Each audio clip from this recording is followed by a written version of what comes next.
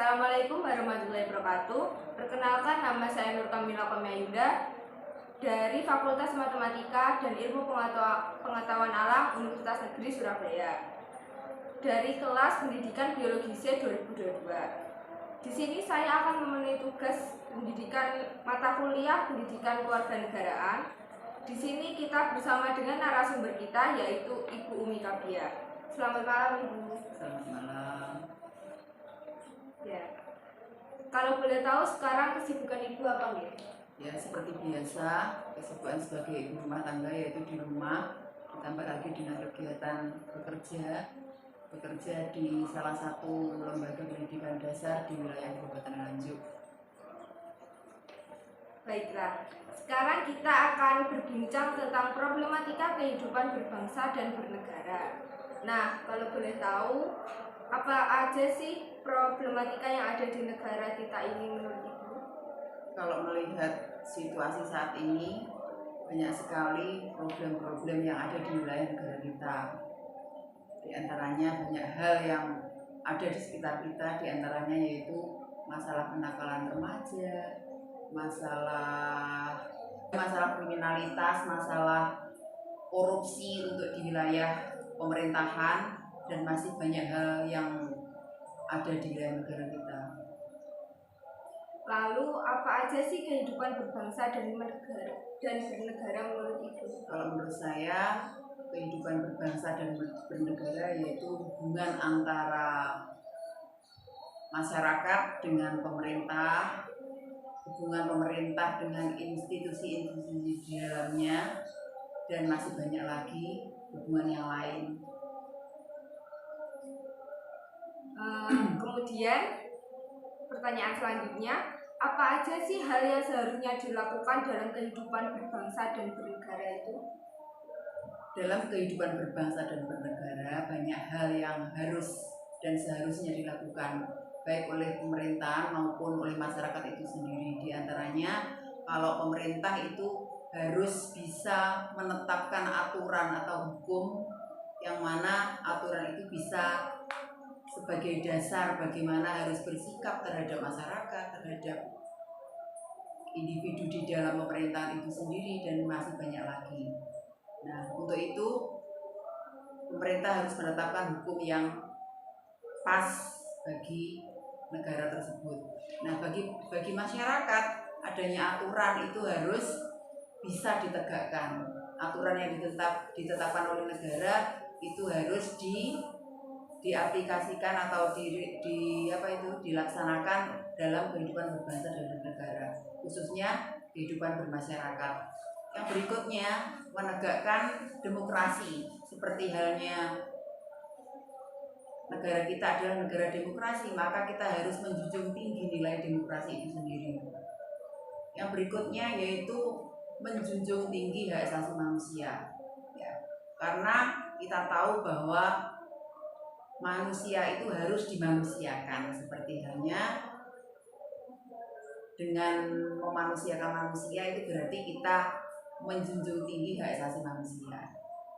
Yang berikutnya yaitu memberikan peluang kepada masyarakat untuk bisa sejahtera dalam hal kehidupannya sendiri. Untuk itu, pemerintah khususnya harus selalu mengayomi masyarakat, mengayomi warga negaranya agar bisa hidup sejahtera. Selain mengayomi masyarakat dalam hal kesejahteraannya, juga harus menjaga keamanan masyarakat itu sendiri. Untuk itu harus saling menjaga keamanan, tidak hanya di lingkungan masyarakat itu sendiri, tapi pemerintah juga ikut, khususnya bagi aparat pemerintah untuk bisa mengayomi warganya. Yang berikutnya yaitu meningkatkan kualitas pendidikan, khususnya bagi anak-anak Indonesia. Maka pemerintah harus memberikan fasilitas yang cukup, fasilitas yang tepat bagi pelajar-pelajar Indonesia untuk bisa menempuh pendidikan setinggi-tingginya, seperti itu. Terus bagi orang tua khususnya harus selalu mendukung anak-anaknya dalam hal pendidikan. Pendidikan yang tinggi nanti insya Allah akan bisa ikut memajukan bangsa dan negara Indonesia itu sendiri. Saya rasa itu mungkin dari saya untuk hal ini. Lalu, menurut Ibu, apa saja faktor yang mempengaruhi kehidupan berbangsa dan bernegara? Banyak sekali faktor yang dapat mempengaruhi, diantaranya yaitu masalah kondisi alam. Nah, kondisi alam di negara Indonesia itu sangat beragam ya. Dari hal misalnya kondisi di pedesaan, nah itu bisa dimanfaatkan sepenuhnya demi kemakmuran masyarakat. Nah, untuk itu bagi warga masyarakat itu sendiri harus bisa mengolah apa yang ada di sekitarnya, di lingkungannya, agar bisa dimanfaatkan sepenuhnya untuk kemakmurannya sendiri. Dan kalau semuanya bisa memanfaatkan lingkungan alamnya, nanti kesejahteraannya pun akan bisa dipenuhi. Terus berikutnya yaitu masalah politik. Nah, dalam suatu negara, masalah politik itu sangat berpengaruh sekali untuk menjamin keamanan dan kestabilan suatu negara. Kalau politik di suatu negara itu tidak sesuai dengan apa yang diharapkan oleh masyarakat, tentunya akan timbul kekacauan, timbul masalah-masalah sosial yang lain, sehingga sebagai institusi pemerintahan juga harus bisa menjaga agar politik-politik yang ada di suatu negara itu tidak sampai merugikan masyarakat. Nah, antara lain selain itu juga ada hukum ya, masalah hukum. Nah, kalau misalnya pemerintah sudah menetapkan hukum atau aturan yang ada di suatu negara, maka diharapkan pemerintah juga harus bisa memberikan contoh nyata kepada warga masyarakat bagaimana aturan-aturan yang dibuat itu bisa ditegakkan, jangan malah dilanggar oleh aparat pemerintah itu sendiri. Jadi kalau aparat pemerintah bisa mempraktekkan atau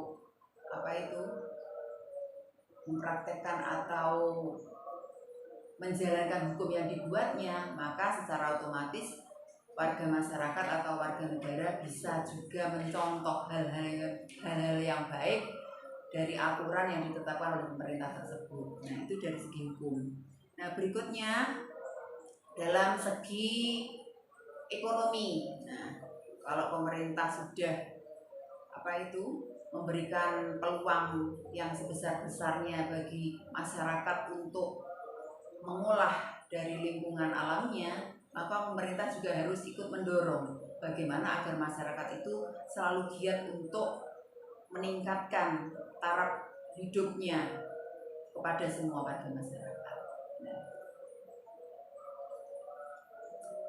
Lalu, bagaimana cara agar dapat meningkatkan sikap berbangsa dan bernegara untuk generasi saat ini? Nah, ini pertanyaan yang sangat bagus sekali.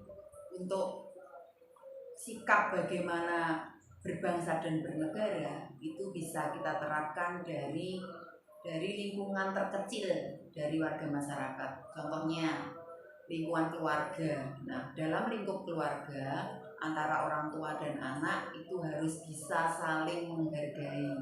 Nah, kalau antar keluarga itu bisa saling menghargai, maka akan tercipta lingkungan keluarga yang sehat, yang bisa dicontoh oleh keluarga-keluarga yang lain.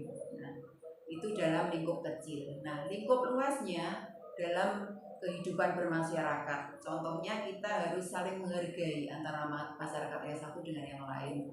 Kalau terjadi hal seperti itu, maka kondisi yang kondusif antar warga masyarakat itu bisa tercipta.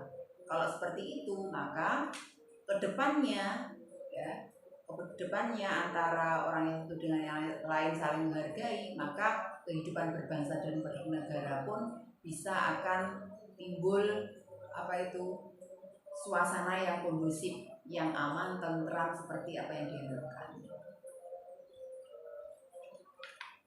Lagi, Mengapa dalam kehidupan berbangsa dan bernegara harus ada aturan atau hukum yang berlaku? Nah, ini pentingnya dalam suatu negara.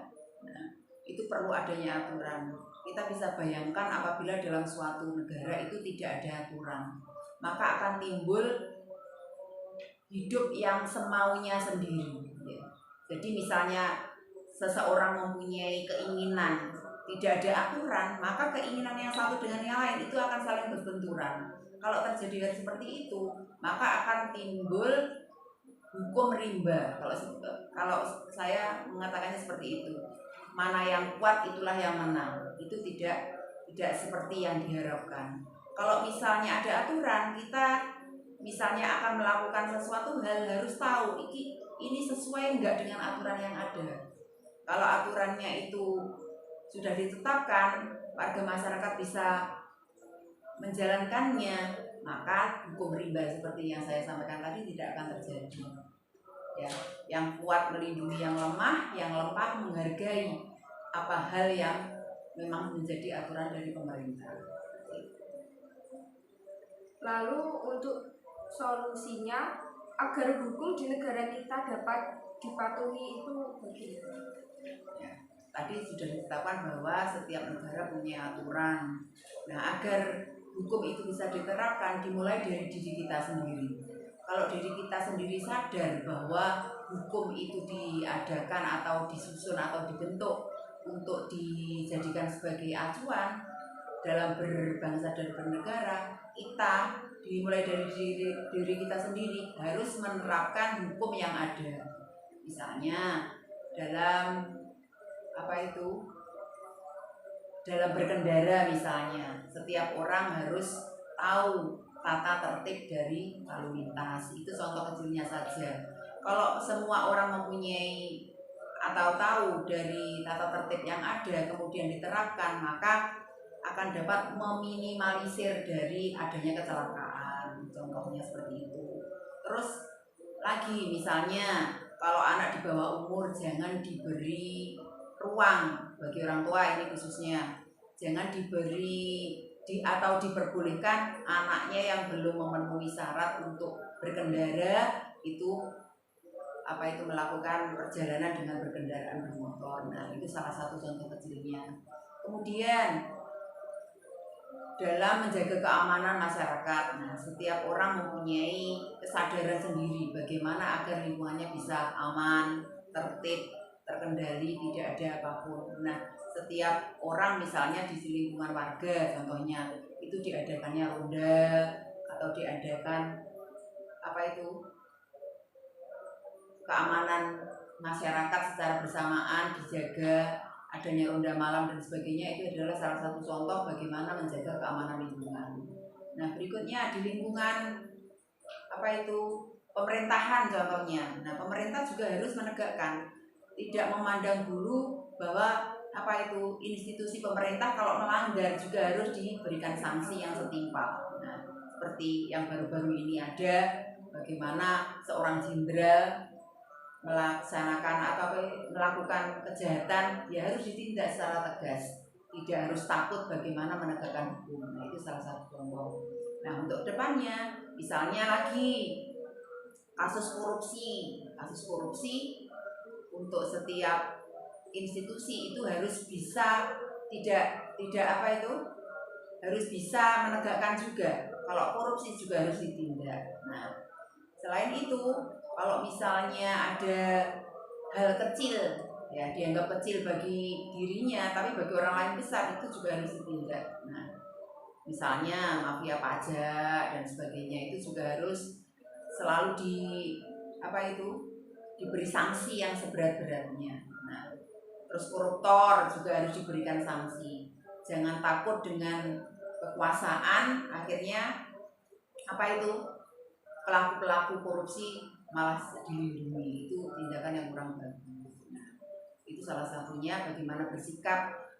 Jadi untuk pemerintah juga harus bersikap dengan bagus, bagaimana menegakkan hukum yang ada. Warga masyarakat juga demikian, bisa menjalankan aturan yang ditetapkan pemerintah itu dengan baik, dan terwujudlah kalau hal itu terjadi antara warga masyarakat juga sadar mengenai hukum, institusi pemerintah juga sadar mengenai hukum, maka keamanan, kesejahteraan dan sebagainya yang ada di negara Indonesia ini akan terwujud seperti itu. Baik. Lalu bagaimana Ibu kan sebagai guru? Bagaimana cara Ibu untuk menanamkan sifat mematuhi hukum yang berlaku pada siswa-siswi? Ya, ini kaitannya dengan penetapan aturan ya. Seperti halnya di pemerintahan, di lingkungan maupun di tempat manapun ya, pasti ada aturan yang mengikat. Nah, demikian juga di sekolah. Di sekolah juga ditetapkan aturan-aturan yang ada. Bagaimana aturan yang ada di sekolah itu ada disusun oleh sekolah. Contohnya saja mengenai jam pulang, jam masuk itu sudah ada. Nah, diharapkan nanti anak-anak didik juga harus tahu kapan dia harus masuk, kapan dia harus pulang. Nah, dengan itu maka anak-anak diharapkan juga bisa memenuhi aturan yang disusun oleh sekolah. Nah, selain itu juga ada aturan yang lain, misalnya bagaimana dia saat di kelas. Selain aturan secara umum di sekolah, ada juga aturan di kelas. Nah, contoh nyata misalnya di kelas itu ada anak-anak yang melanggar, maka harus diberikan sanksi, yang mana sanksi itu ditetapkan secara bersama antara guru dan siswa. Kalau siswa dilibatkan dalam menyusun aturan yang ada di kelas khususnya, itu maka anak secara tidak langsung mau bertanggung jawab dengan aturan yang kita buat sendiri, yang anak-anak buat sendiri dengan gurunya. Nah, seperti itu.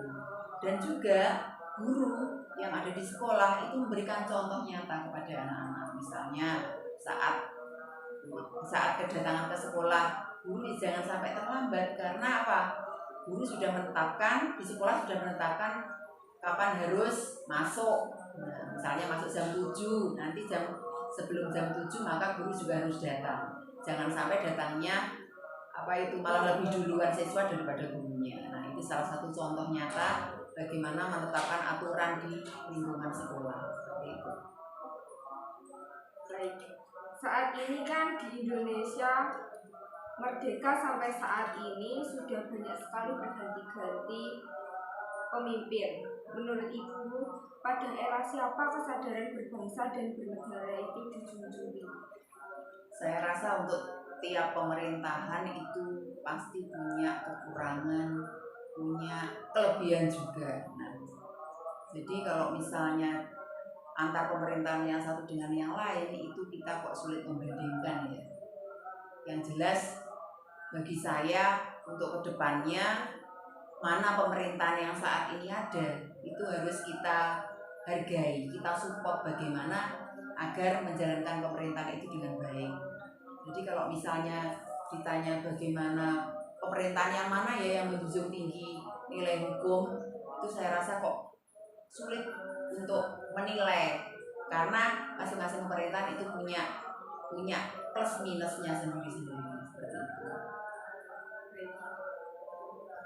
Menurut Ibu, apakah yang menimbulkan rasa cinta tanah air dari tahun ke tahun kian mengalami kemerosotan yang tinggi? Apakah itu disebabkan karena era globalisasi saat ini atau disebabkan oleh yang lain? Iya, betul. Kalau masalah kemerosotan dari tahun ke tahun itu memang kita bisa rasakan. Itu beberapa faktor yang menurut saya mempengaruhinya. Salah satunya karena kemajuan teknologi yang mana segala informasi bisa kita cari secara langsung, bisa kita terima secara langsung melalui gadget ya. Nah, ini khususnya anak-anak muda sangat pengaruhnya sangat besar sekali bagi anak-anak muda masalah gadget. Karena segala informasi ada, bisa dilihat, bisa diterima secara langsung. Nah, contohnya kalau anak-anak muda mengenai hal ini ya, masalah gadget itu contoh negatifnya. Nah, ini sangat berpengaruh itu di lingkungan sekitar kita saja. Contohnya, misalnya kalau misalnya sudah megang HP, khususnya bagi anak-anak muda, khususnya anak-anak remaja, kalau sudah pegang HP maka apa itu kepedulian terhadap sekitarnya itu akan berkurang. Nah, contohnya misalnya saat pegang HP, kalau misalnya ada orang lewat, siapa yang lewat pun tidak akan tahu. Karena apa? Sudah konsentrasi dengan apa yang dia pegang. Nah, itu salah satu contohnya. Jadi dari waktu ke waktu karena kemajuan teknologi ya, itu akan sangat apa itu berpengaruh sekali bagi anak muda. Nah, untuk itu diharapkan anak-anak muda zaman sekarang harus bisa memilih dan memilah mana hal-hal yang baik dari kemajuan teknologi itu sendiri. Kalau misalnya HP bisa dimanfaatkan untuk hal-hal yang positif, maka gunakanlah dengan baik. Nah, hal-hal yang negatif dari gadget atau HP itu sendiri juga harus bisa diminimalisir ya, agar apa itu kehidupan dalam bersosial dengan masyarakat, dengan siapapun itu bisa tetap berjalan dengan baik. Berarti perlu ada filter. Ya, jadi antara apa itu pemakaian apa itu HP khususnya contohnya ya dari segi kemajuan teknologi itu harus bisa disaring ya untuk remaja-remaja kan sudah tahu bagaimana hal-hal yang baik mana yang buruk mana bisa menyaring. Nah khususnya bagi anak-anak, nah ini keterlibatan orang tua harus bisa juga diterapkan karena apa anak-anak belum tahu mana hal yang baik yang buruk. Nah untuk itu peran orang tua dalam apa itu memperhatikan anaknya dalam hal ini juga harus ditanamkan juga, diberikan kesadaran kepada orang tua agar bisa mengawasi anaknya dalam hal-hal yang nanti yang negatif harus difilter. Nah seperti itu. Baik. Kan dalam berbangsa dan bernegara ini kita harus memiliki sikap toleransi terhadap yang lainnya. Bagaimana menurut Ibu, apakah toleransi di Indonesia ini termasuk ini? Kalau masalah toleransi ya, toleransi dalam hal apapun, misalnya dalam hal agama, dalam hal perbedaan suku, perbedaan status sosial. Nah, itu banyak sekali ya yang adanya toleransi di Indonesia karena kita tahu bahwa negara Indonesia itu adalah negara yang beragam dalam hal agama seperti yang saya sampaikan tadi, dalam hal perbedaan suku, perbedaan status sosial. Nah, itu harus kita tahu ya, harus kita pahami bahwa dengan adanya perbedaan kita tidak apa itu tidak bisa menimbulkan perpecahan, tapi dengan adanya perbedaan itu akan menimbulkan apa itu persatuan yang tinggi. Contohnya misalnya perbedaan agama, misalnya dalam lingkungan sekitar kita itu ada orang yang berbeda agama. Nah kita tidak boleh apa itu memaksakan apa yang kita mau dengan orang yang berbeda agama dengan kita. Nah kita harus menghargai apa yang dia lakukan, kita hargai asalkan apa itu orang tersebut orang yang berbeda dengan kita itu juga menghargai kita. Nah adanya apa itu saling menghargai, intinya seperti itu. Misalnya perbedaan lagi adalah perbedaan dari suku. Kalau misalnya di wilayah sekitar kita aja itu jarang ya orang yang berbeda suku dengan kita, itu tidak jadi masalah. Yang lebih apa itu perlu ditekankan lagi adalah perbedaan status sosial ya, karena lingkup wilayah di sekitar kita itu perbedaan status sosial itu sangat beragam. Ada yang status sosialnya rendah karena apa itu mungkin tingkat pendidikannya juga kurang. Ada yang status sosialnya tinggi, yang mana orang tersebut mempunyai tingkat pendidikan yang tinggi dengan tingkat apa itu kemampuan dan sebagainya pun juga tinggi. Nah, di lingkungan khususnya di pedesaan khususnya itu banyak sekali terjadi kesenjangan antara status sosial yang satu dengan yang lain. Nah, untuk itu ini perlu adanya saling bantu antara orang yang berstatus sosial tinggi membantu yang status sosialnya rendah. Nah, jadi kalau adanya seperti itu saling bantu, tidak akan ada kesenjangan sosial. Jadi yang status sosialnya rendah tidak iri atau cemburu dengan status sosial yang tinggi karena merasa sering dibantu dan sebagainya. Yang status sosialnya tinggi juga tidak semena-mena terhadap orang-orang yang status sosialnya rendah. Kan pada era ini banyak sekali yang dapat menurunkan sifat berbangsa dan bernegara. Contohnya seperti belum lama ini kan awal puasa Ramadan dan hari Nyepi dilaksanakan secara bersamaan. Dan ada masalah karena adanya sejumlah pembatasan yang berlaku di sejumlah kawasan. Menurut Ibu bagaimana agar perbedaan ini tidak menimbulkan keributan yang berarti? Nah, ini kaitannya dengan seperti yang kita bahas sebelumnya bahwa setiap lingkungan atau setiap wilayah itu mempunyai aturan. Ya, kita ada perbedaan juga, seperti halnya tadi disampaikan bahwa negara Indonesia itu negara yang beragam, ada yang beragam secara agama, secara suku dan sebagainya. Kalau kemarin antara hari besar agama yang satu dengan yang lain itu bersamaan, saya rasa tidak jadi masalah, asalkan antara warga negara yang beragama yang berbeda itu bisa saling menghargai. Misalnya saat orang Hindu mengadakan kegiatan Nyepi, nah orang Islam juga harus menghargai bagaimana aturan Nyepi itu. Kalau misalnya ada larangan untuk tidak keluar rumah atau hal-hal lain yang menjadi tradisi dari atau aturan dari agama Hindu, kita juga harus menghargai. Jangan sampai membuat agama yang lain itu tersinggung. Kalau terjadi seperti itu akan terjadi perpecahan. Nah, kalau bisa menghargai, maka keamanan atau persatuan akan tetap ada. Nah, berikutnya saat pelaksanaan ibadah puasa. Nah, orang Hindu pun juga harus bisa menghargai kita. Karena apa? Kita menjalankan perintah agama itu sesuai dengan agama kita sendiri juga. Baik. Dan menurut Ibu bagaimana cara agar dapat memberikan edukasi secara nyata tentang toleransi kepada anak-anak? Nah, banyak sekali hal yang bisa kita berikan penjelasan ke anak-anak. Masalah toleransi itu dalam hal apapun harus tetap ada.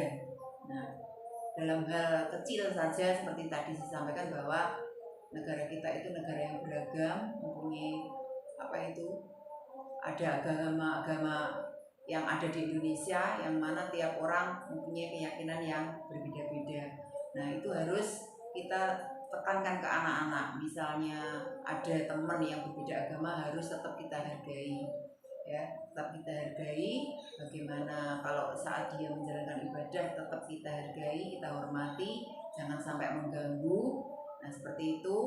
Nah, begitu juga toleransi dalam hal misalnya tadi kesenjangan sosial. Misalnya ada temennya yang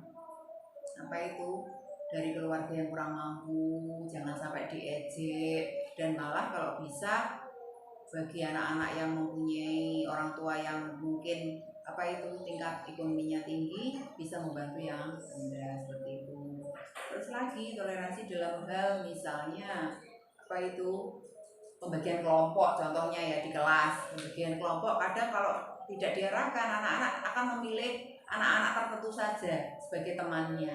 Nah, itu iya, biasanya malah timbul grup-grup yang akan menimbulkan percekcokan antar teman. Nah, seperti itu kurang bagus.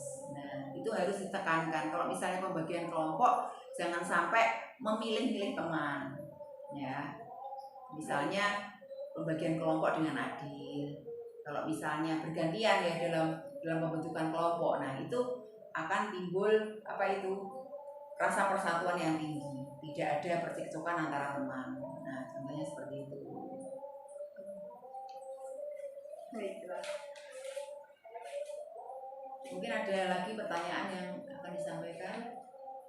Ini sudah pertanyaan yang terakhir. Ya, ini sudah terakhir. Terima kasih. Wah, tak terasa waktu berlalu begitu cepat. Dimana kita sudah berbincang selama kurang lebih 30 menit mengenai topik problematika berkehidupan berbangsa dan bernegara. Dengan narasumber kita, Ibu Umi Kabia, saya ucapkan terima kasih banyak. Sama-sama. Mungkin sedikit apa yang saya sampaikan bisa bermanfaat bagi Kamila dan khususnya bagi semua. Semoga apa yang saya sampaikan itu bisa memotivasi. Mungkin dari apa yang saya sampaikan tidak semuanya benar, itu dari sisi saya sendiri. Kalau misalnya ada kekurangan bisa dikoreksi, bisa juga kalau misalnya ada yang bagus bisa dimanfaatkan, bermanfaat bagi yang lain. Terima kasih telah meluangkan waktunya. Sama-sama. Sekian dari saya. Jika ada salah kata maupun perbuatan, saya mohon maaf. Sekian. Wassalamualaikum warahmatullahi wabarakatuh. Waalaikumsalam.